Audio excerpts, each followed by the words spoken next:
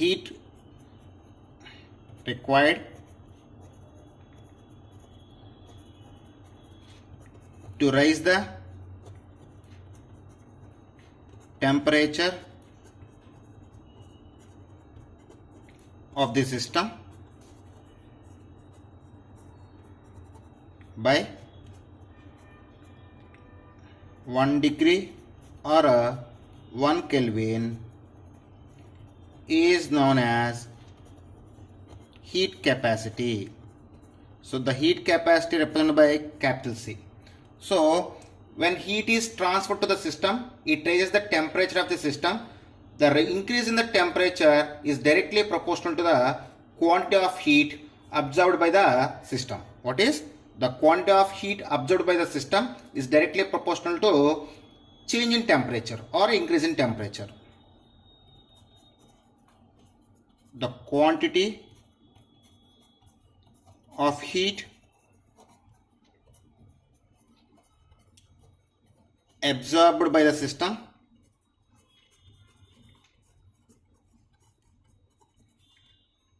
directly proportional to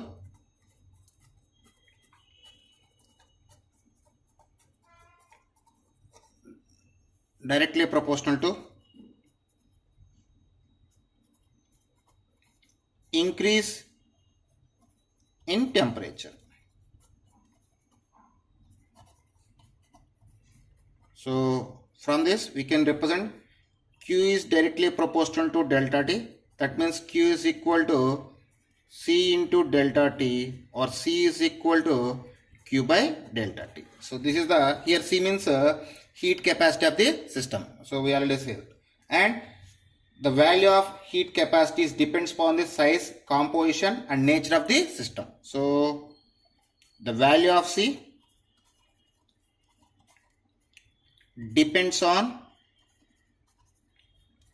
size, composition and nature of the system.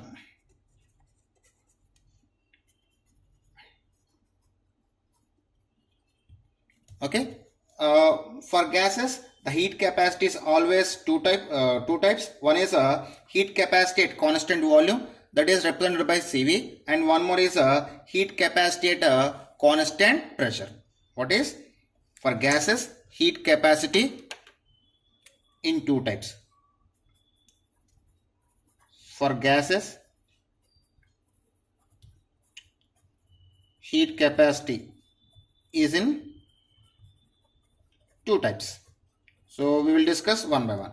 So first one is a heat capacity at constant volume, that is Cv. What is? Heat capacity at constant volume, we call as Cv.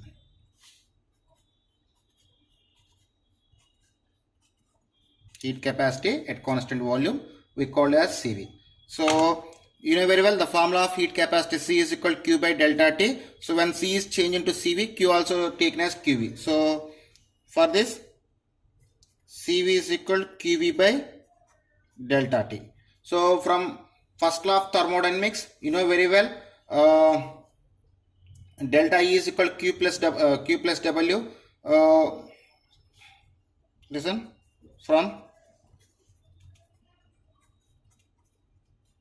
first law of thermodynamics,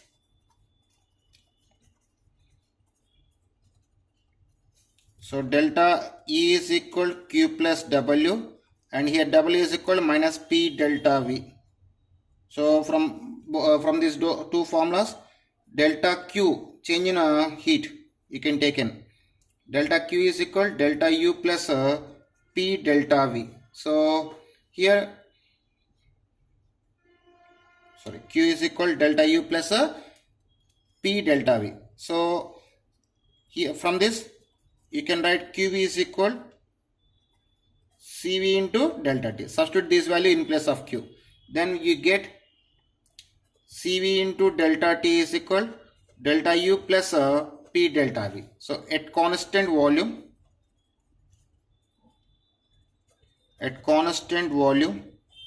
delta U taken as 0. Then QV is equal CV into delta T is equal, you get, delta V is equal, at constant volume, delta V is equal 0. You know very well. So why? Because we are taking the heat capacity at constant volume. So at constant volume, delta V is taken as 0. Then P delta V is equal to 0. So QV is equal CV into delta T is equal to delta U or delta E. So this is the heat capacity at a constant volume. And second one is a heat capacity at a constant. Srikanth Tatavarthi. You watching Srikanth Ideal Chemistry. In this video, we are discussing about concept of heat capacity. What is meant by heat capacity? The heat required to raise the temperature of the system by 1 degree or 1 Kelvin is known as a heat capacity. So heat capacity at constant pressure. So heat capacity C taken as Cp, then Q is taken as Qp by delta T. From this Qp is equal to Cp into delta. Similarly, same from first law of thermodynamics,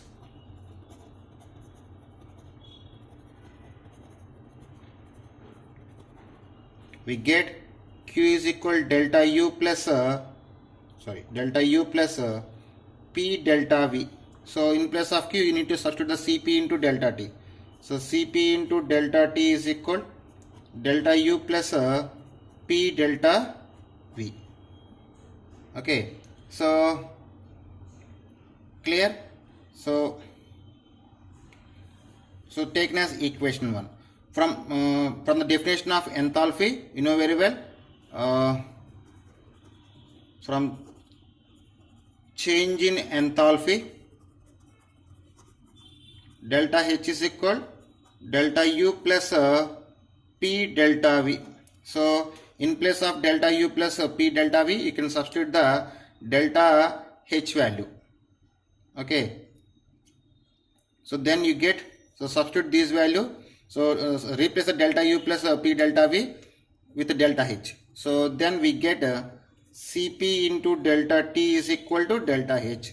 Similarly, Qp is equal to Cp into delta T, that is equal delta H. So this is the heat capacity at a constant pressure. Now we see the relation between Cp and Cv. What is relation between a Cp and a Cv? Then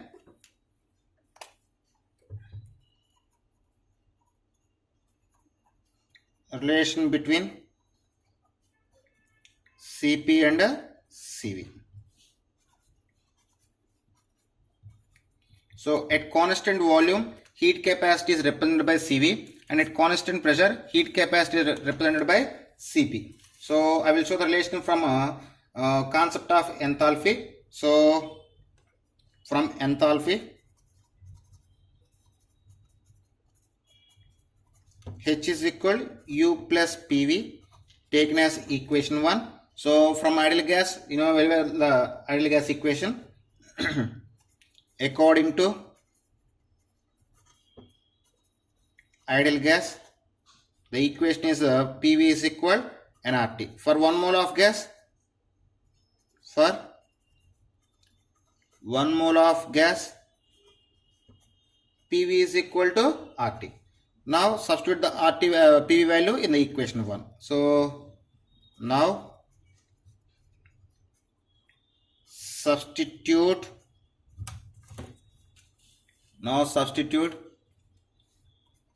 PV value in equation 1. PV value in equation 1. Then we get H is equal to U plus RT.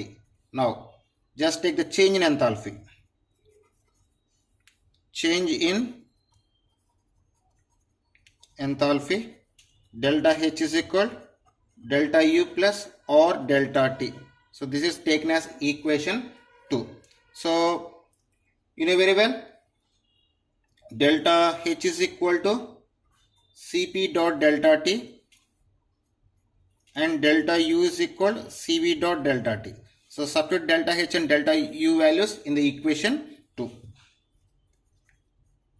Substitute delta H and delta U values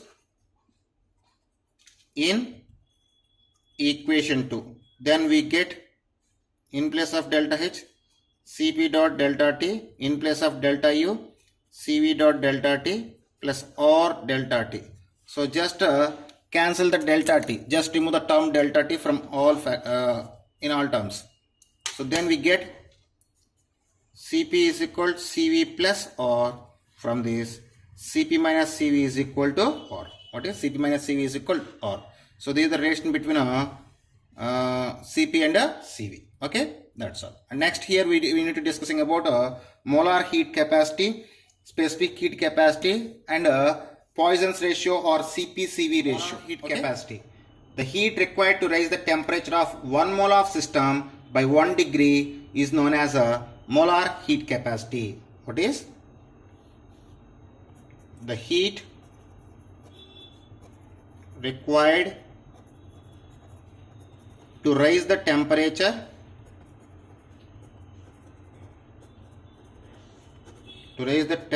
of 1 mole of system by 1 degree is called molar heat capacity. So here molar heat capacity represented by Cm. So that implies Cm is equal Q by N delta T. From this, Q is equal Cm dot N dot delta T. So for this units is a joule, mole, Kelvin inverse. Okay. So this is about a molar heat capacity. And next one is a specific heat capacity. What is specific heat capacity? Next one.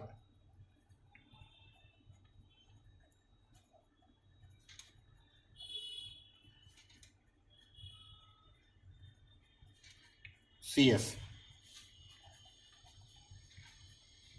What is meant by specific heat capacity?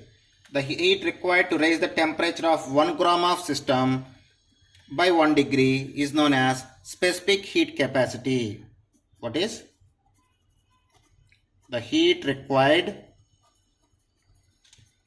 to raise the temperature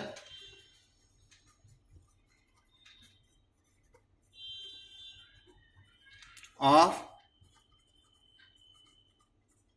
1 gram of system by 1 degree is called specific heat capacity. So it is represented by Cs. The specific heat capacity Cs is equal Q by M delta T. That implies Q is equal to Cs into M into delta T. Here M means mass of system. Okay, so this is about a heat capacity. And next one is a Cp-Cv ratio or a Poisson's ratio. What is Cp-Cv ratio or Poisson's ratio?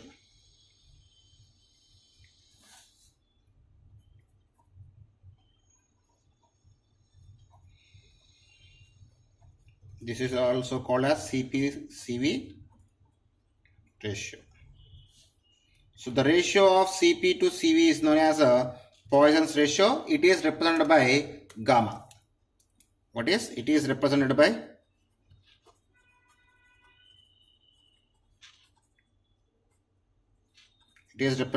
gamma. So gamma is equal to Cp by Cv. So here I need to show the one more relation between Cv and gamma. So if you take the Cp minus Cv is equal to or, so divide enter this equation with Cv, then we get Cp by Cv minus Cv by Cv, that is equal to R by Cv. So after simplification we get Cp by Cv minus 1 is equal to R by Cv. Cp by Cv means gamma. So gamma minus 1 is equal to R by Cv. From this, Cv is equal to R by gamma minus 1. So this is the relation between heat capacity at constant volume to Poisson's ratio. Okay, and here I want to say one more point. For monoatomic gases, the value of Cv and Cp and gamma values I will given here. For monoatomic gases, for monoatomic gases, for monoatomic gases, gamma is 5/3 and Cv is equal 3/2 R Cv, and Cp is equal to 5/2 R. Similarly, for diatomic gases,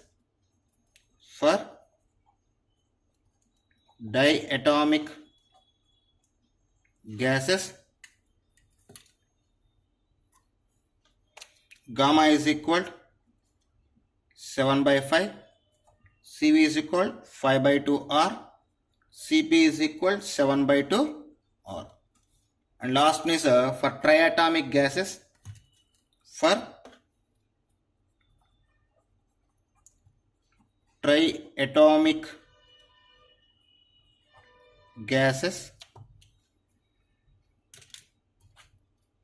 gamma is equal 4/3, Cv is equal 3R, and Cp is equal to 4R. So this is about the heat capacity. Okay students, in the next video we will discussing about numericals based on change in enthalpy and heat capacity. Okay students, if you like my concept, please subscribe to my channel. Please like and share my videos. Thank you.